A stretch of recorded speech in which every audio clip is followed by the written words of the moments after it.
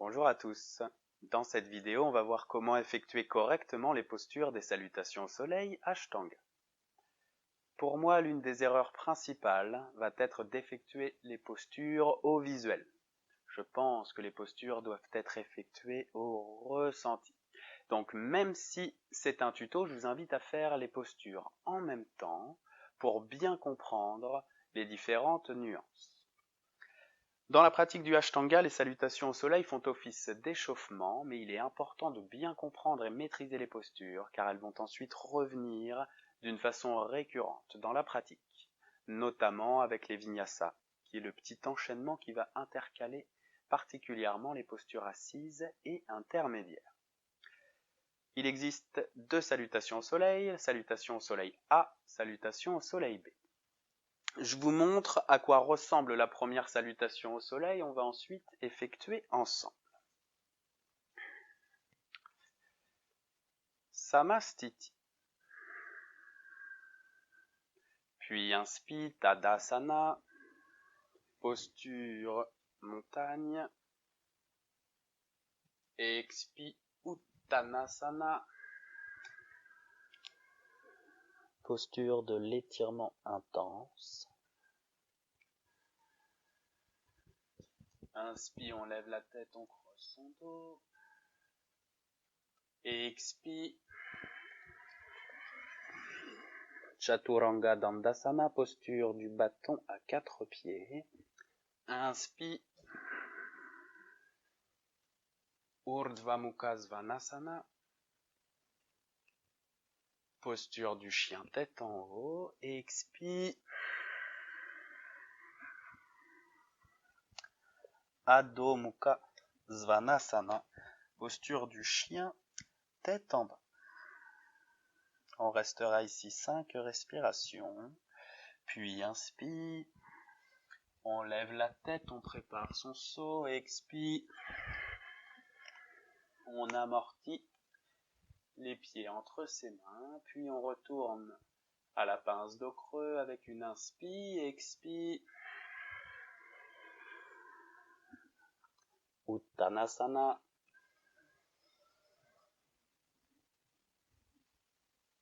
Inspire Tadasana et expire.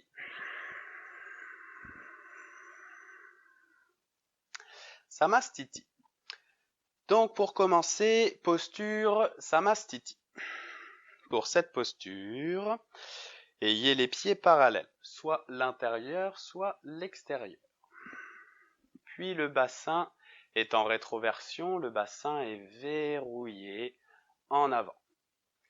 Ce faisant, vous allez voir, les jambes deviennent immédiatement actives et le creux du bas du dos ici disparaît. On est déjà en train de redresser la région des lombaires, puis les épaules sont en arrière et vers le bas, bras tendus, doigts tendus. Ainsi le corps tout entier est actif. On redresse par les épaules ici la voûte dorsale. Samastiti signifie immobilité verticale. Arrive alors posture Tadasana, posture montagne. Inspire, on lève les bras, on descend les épaules avant de regarder ses pouces. Donc pour Tadasana, tout le travail va s'effectuer par les épaules, selon moi. Que l'on ouvre les bras comme ceci ou comme cela.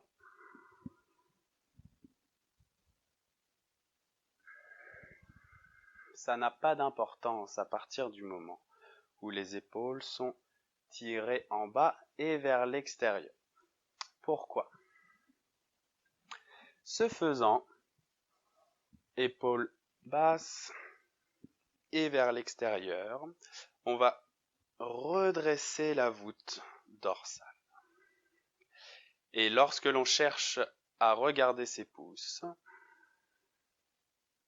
on va accentuer encore cet étirement en plus d'ouvrir la poitrine. Vous allez bien sentir, ce faisant, la différence lorsque les épaules ne travaillent pas ou lorsqu'elles sont vers le bas et vers l'extérieur. Vous verrez un étirement beaucoup plus intense. Peut-être même que vous sentirez le haut du dos craquer. Si c'est le cas, ne vous inquiétez pas, hein. Lorsque l'on entend les articulations craquer, c'est une preuve que l'articulation s'étire. Arrive ensuite la posture pince qui est une flexion avant.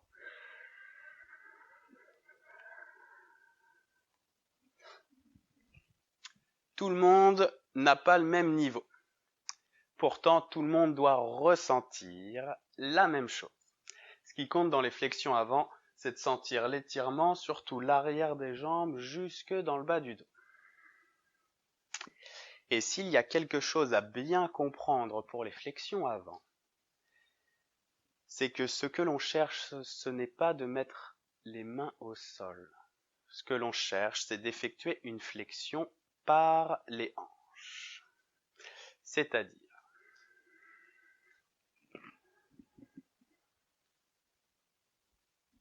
le dos reste droit. C'est les hanches qui font la flexion. Donc ici, dans l'intention d'avoir le ventre vers les cuisses. L'erreur qui est faite habituellement lorsqu'on n'a pas bien compris les flexions avant, c'est ceci. On se penche en avant et en fonction de son niveau, on va arriver à sa limite de flexion par les hanches. Et lorsque l'on pense qu'il est important de mettre les mains au sol, on va utiliser le dos. On va avoir le dos complètement voûté comme ceci. Donc ça, surtout à ne pas faire. On va perdre tous les bienfaits de la posture et surtout, on va complètement limiter sa marge de progression. Donc, en fonction de votre niveau, je vous invite fortement à utiliser des équipements. Des briques, par exemple, si vous en avez, c'est parfait. Sinon, vous pouvez très bien utiliser une chaise comme appui, ou bien je ne veux pas faire un tuto sur comment se fabriquer des briques, mais faites marcher votre créativité. J'imagine qu'il est très facile de fabriquer ses propres briques. Et je vous invite maintenant à ressentir la différence. Ici, prenez appui sur un support avec le dos rond. Et observez la sensation ici. Puis maintenant, vous allez effectuer une flexion par les hanches, donc dans l'intention d'emmener le ventre vers les cuisses.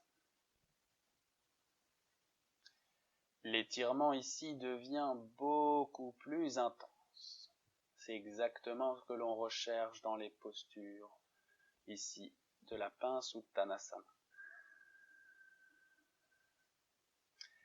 S'il y a quelque chose que l'on peut reprocher en général aux pratiquants du Ashtanga, c'est la recherche de la performance. On ne veut pas utiliser d'équipement au risque de se blesser, au risque de limiter sa marge de progression, sans parler de l'incohérence avec la philosophie du yoga. Donc, utilisez des équipements aussi longtemps que nécessaire. Évidemment, si vous pouvez avoir les mains à plat, tout en ayant le ventre vers les cuisses, c'est parfait. Et si possible, on essaie ensuite d'emmener les mains à l'extérieur des pieds.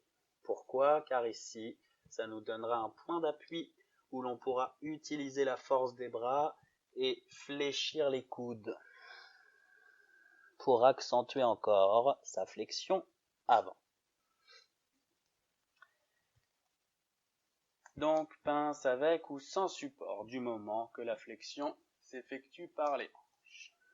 Arrive ensuite la pince dos creux. Avec une inspi, on lève la tête, on monte sur le bout des doigts et on accentue encore la flexion par les hanches, on cherche à creuser son dos. Là, une fois de plus, l'étirement va être encore plus intense. Pourtant, on a un appui plus haut, ce qui montre bien que ce n'est pas le fait de descendre qui va créer le bon étirement. Arrive ensuite Chaturanga Dandasana, posture du bâton à 4 pieds. Pour cette posture, n'hésitez pas à fléchir les jambes, ayez les mains bien à plat au sol, les doigts le plus écartés possible.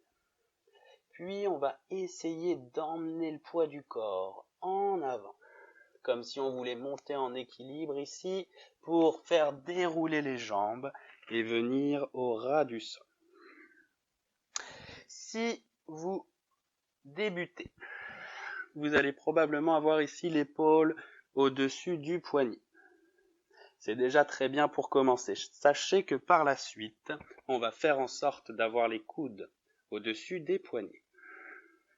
Cette posture va considérablement développer la force. Puis arrive la posture du chien haut.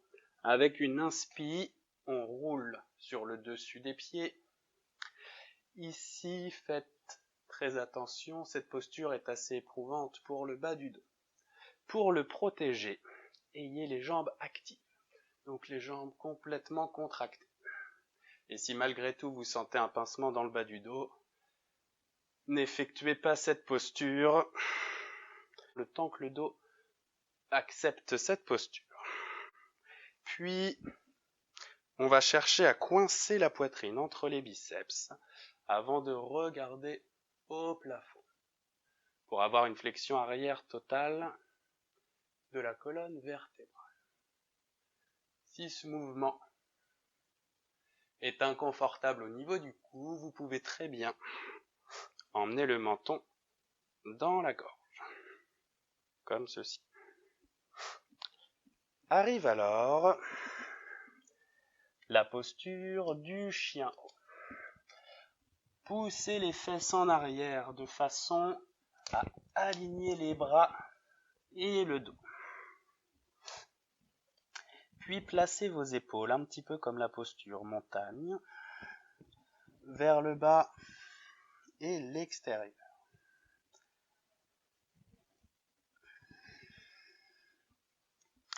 Dans un premier temps, n'hésitez pas à garder les jambes fléchies. Pourquoi ? Car si, lorsque l'on tend les jambes, le poids du corps se déplace en avant, vous allez perdre les bienfaits de la posture et limiter considérablement votre marge de progression. Donc, si c'est le cas, que vous avez les jambes fléchies pour maintenir l'alignement, vous pouvez chercher à emmener progressivement un talon et le deuxième. Évidemment, si vous pouvez avoir les jambes tendues, tout en gardant l'alignement des bras et du dos, c'est parfait.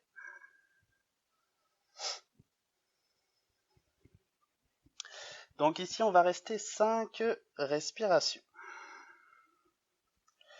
Et ensuite, pour finir la salutation au soleil, avec une inspire, on va lever la tête et on va effectuer un petit saut pendant une expiration où l'on cherche à ramener les 2 pieds vers l'avant.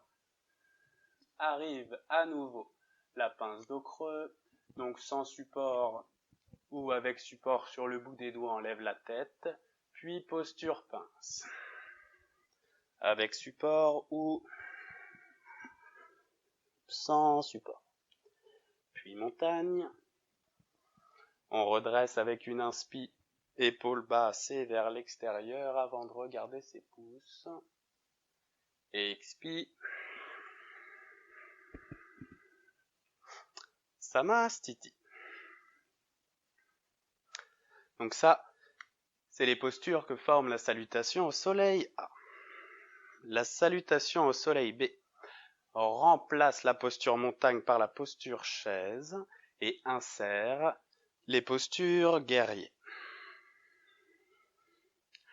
Dans les cours pour débutants, il m'arrive de placer en plus de la chaise la posture montagne juste afin de réguler sa respiration.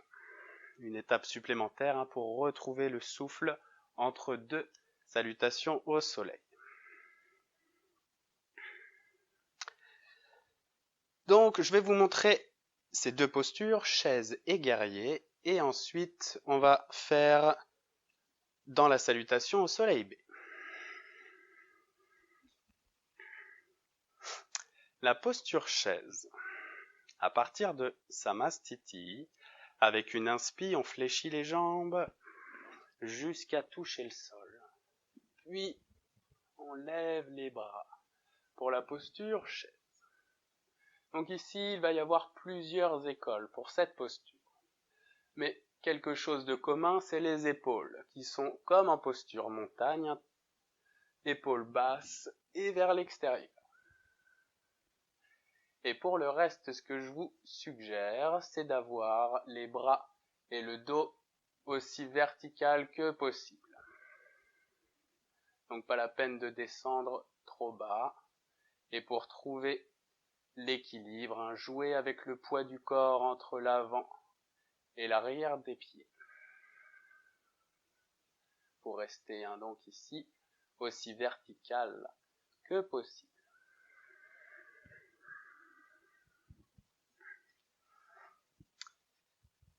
Et donc la dernière posture que l'on n'a pas vue pour l'instant, Virabhadrasana, la posture connue comme celle du guerrier.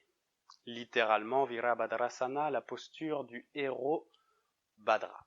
Cette posture est très connue et pourtant elle est extrêmement difficile à réaliser correctement. Donc tout d'abord, la position des pieds va être élémentaire pour se protéger, pour ne pas se blesser. Ici, le pied avant est en avant et le pied arrière 45 degrés vers l'avant. Faites très attention à la position du pied arrière vers l'avant. Pourquoi ? Car ensuite, dans cette posture, on va aligner les hanches avec la jambe avant. Lorsque le pied est vers l'avant, on restera dans l'axe du genou. Ce que je vais montrer ici, surtout à ne pas faire. L'erreur classique, c'est d'avoir le pied perpendiculaire. Ce qui va se passer lorsqu'on fait ça, et qu'on aligne les hanches, on va s'effondrer sur l'intérieur du pied et créer un point de pression très dangereux, très mauvais pour le genou. Donc ça, surtout, interdit. Ça, c'est à ne pas faire, au risque d'abîmer vos genoux. Le pied est vers l'avant. Est-ce que les deux pieds sont alignés ? Ça dépend de votre niveau. Je vais me mettre ici pour que vous puissiez mieux voir l'alignement. Si vos deux pieds sont sur la même ligne, c'est très bien, c'est ce que l'on va chercher à terme. Mais dans un premier temps, ici, il va peut-être être difficile d'aligner correctement les hanches. Et en plus, ici, l'équilibre va être assez difficile. Donc, dans un premier temps, je vous invite à décaler le pied arrière de la largeur des hanches, ainsi vous pourrez plus facilement aligner vos hanches et l'équilibre sera facilité.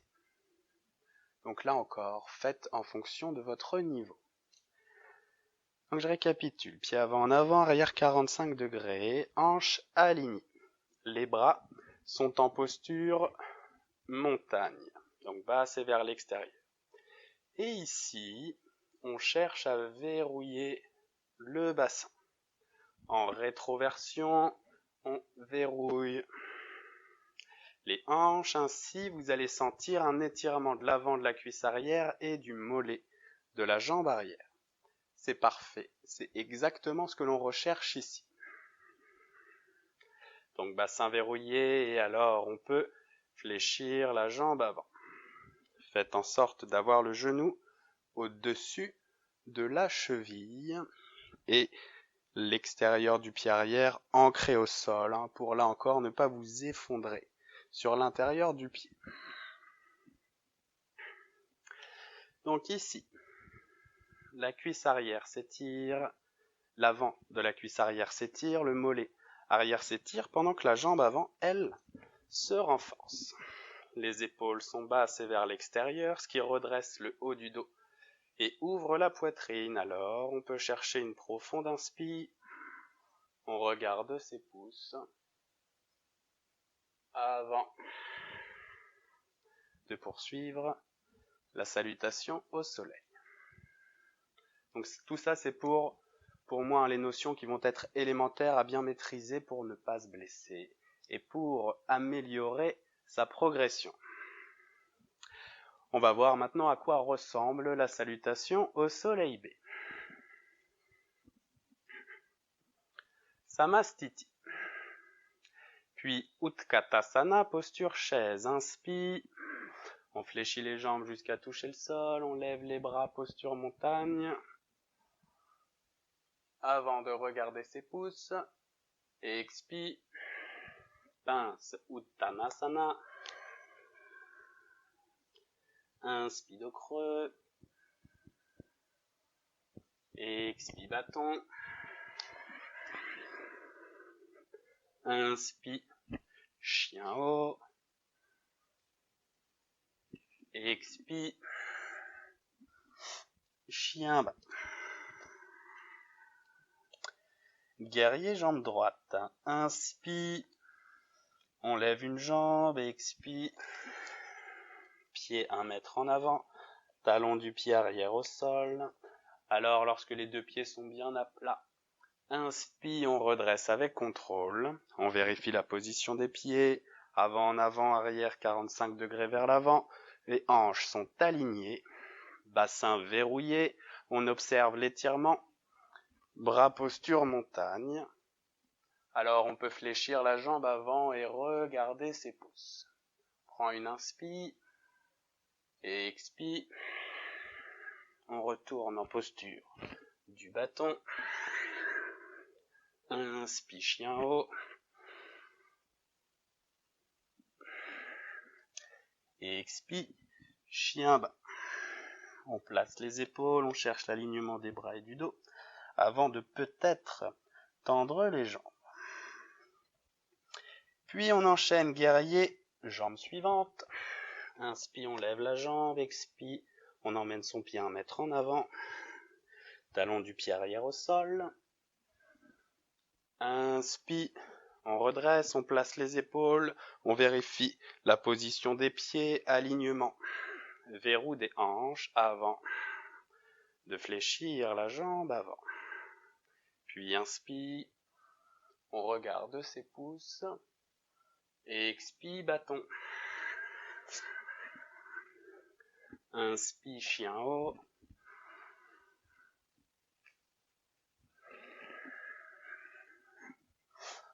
Et expire chien bas. Puis inspire. Donc on restera ici 5 respirations.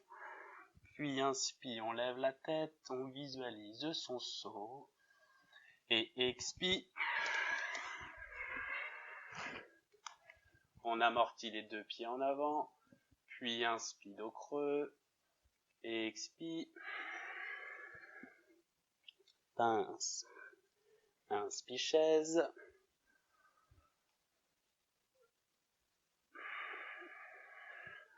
Et expire. Samastiti. Donc voilà, j'espère que ça vous a apporté quelques notions pour mieux comprendre les postures afin de les effectuer correctement. Vous êtes maintenant prêts pour les effectuer dans une séance. Merci et à bientôt.